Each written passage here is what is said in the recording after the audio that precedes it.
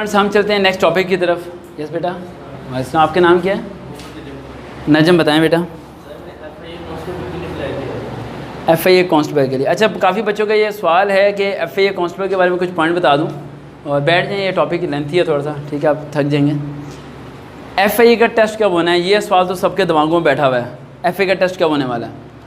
बड़े लोग, मेरे जो वीडियो आए थे कि FIA का टेस्ट अभी नहीं होगा, ये कैंसिल होने के चांस है, तो सबके कमेंट आ रहे थे, सर जी कमिटमेंट हुई भी है, 9 अगस्त को ये हो जाएगा, 7 अगस्त को ये हो जाएगा। देखो 15 अगस्त आगे कुछ हुआ। पंजाब पुलिस के बारे में मैंने वीडियो बनाई थी कि भाई पंजाब पुलिस का टेस्ट नहीं होने वाला। आधी से ज़्यादा वहाँ ने मुझे गालियाँ लिख के भेजी हुई थी, ठीक है, और कि ये कैसी बात कर दिया आपने, ये हो गया वो हो गया। तो सुनने वाले इस बात को ज़हन में रखा करें कि मैंने जब भी कोई बात की होती है ना, वो बड़ी लॉजिकल होती है। कभी कभार मेरी वीडियो में आप देखते हो कि C for cat, B for ball, A for airplane, उसकी वजह से अवाम सेलेक्ट हो जाती है। और वो उसकी वजह से इतनी अवाम सेलेक्ट इसलिए होती है क्योंकि ये बहुत बड़े सीक्रेट्स होते हैं। लेकिन सारी बातें मैं वीडियो में नहीं बता पाता, नहीं शेयर कर पाता FIA के मतलब या सब चीज़ों की।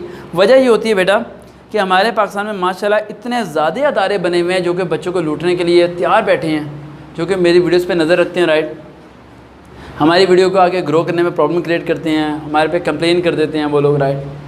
तो ये मसला है, सिर्फ वो लोगों ने जो धंधा बनाया हुआ है ना, 10-10, 50-50, 40-40 हज़ार, अब तो 40 हज़ार से ऊपर वो चले गए हैं, राइट, जो उन्होंने रेट डिसाइड किया हुआ है और जो बताने का सब चीज़ें करते हैं, सेशंस का रखते हैं, ये सब चीज़ें मुझे समझ नहीं आती कि ये लोग रोज़े क़यामत अल्लाह ताला को क्या कहेंगे।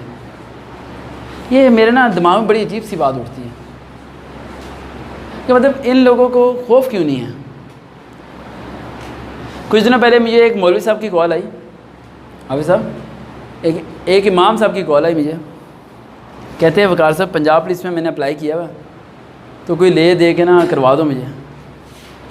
मैं कहा सर अगर आपने दोबारा ये बात की तो मैं आपको कॉल कट करूँगा और हमारी टीम आपको ब्लॉक लिस्ट में डालेगी और ज़िंदगी भर आपका मेरा रब्ता नहीं होगा।